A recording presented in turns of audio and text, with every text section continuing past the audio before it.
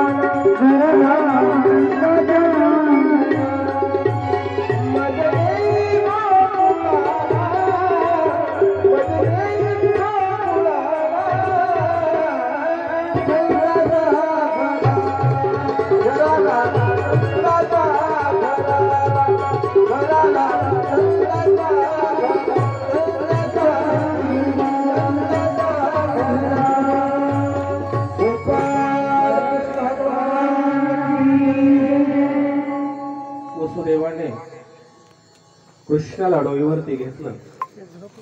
गोपाळ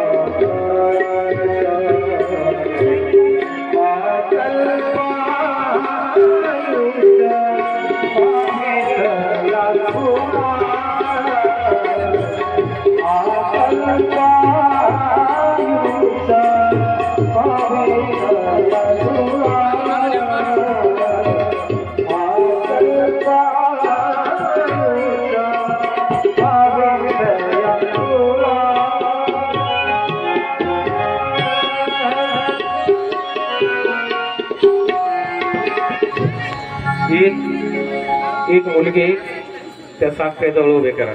दोघी नटून आलेले आहेत ना, एकीला त्या साखरेजवळ उभा करा. एक उभे करा. सत्यभामा कोण आहे? हा, तिला इथं उभे करा. त्याला फक्त उभा करा. तिला याला उभा करा. त्या दुसरीला इथं खुर्चीवर बसवा. रुक्मिणीला दुसरी आहे ना आपल्याकडे, हा बस तिथं पब्लिकला दिसायला असतं. आणि बाकीचे सगळे बाजूला थोडेसे लोकांना दिसूया. थोड्या ते पुढे कॅमेरा घेऊन बस. हो तिचं तोंड कृष्णाकडे करा. हा बस आपलं तिथं उभं राहा. बस त्या एक हात धरून उभं राहा. बस आता मी सांगतो तसं फक्त त्यांना फॉलो करा. सत्यभामेने आवाज द्यावा. जा आतमध्ये सोनं आला.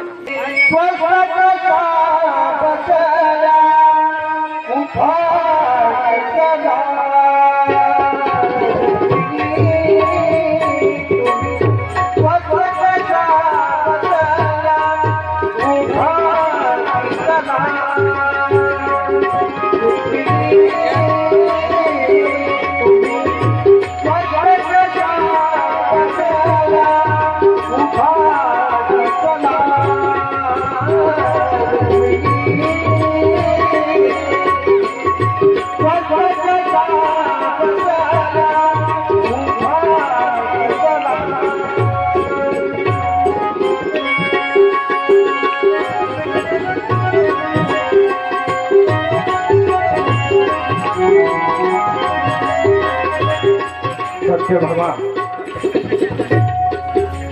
रुक्मिणींच्या जवळ गेले. रुक्मिणींचा हात धरला, उठवलं रुक्मिणीला. रुक्मिणी उभा राहिली आणि सत्यभामा रुक्मिणीला प्रार्थना केलं, तुम्ही कशा स्वस्त होती? तुमच्यावर तर कृष्णाचं अतोल प्रेम आहे. कृष्ण तुमच्याशिवाय राहू शकत नाही. आज आपला कृष्ण चालवला, नारदाने चालवला, संपलं माझ्याकडनं. थकले मी नाही कृष्णाला तोडून शकत. सगळं माझ्या जवळचं संपलं. आणि ती प्रार्थना कर, रुक्मिणी तुम्ही चला माझ्यासोबत.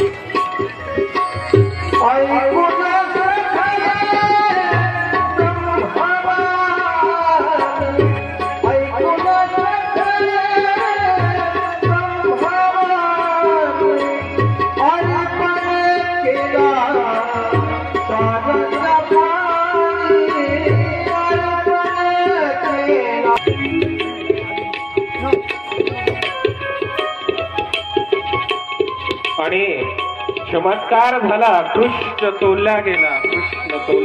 कृष्ण रुक्मिणीच्या श्रद्धेनं, रुक्मिणीच्या भक्तीनं त्या तुलसी पत्राने कृष्ण तोलला गेला.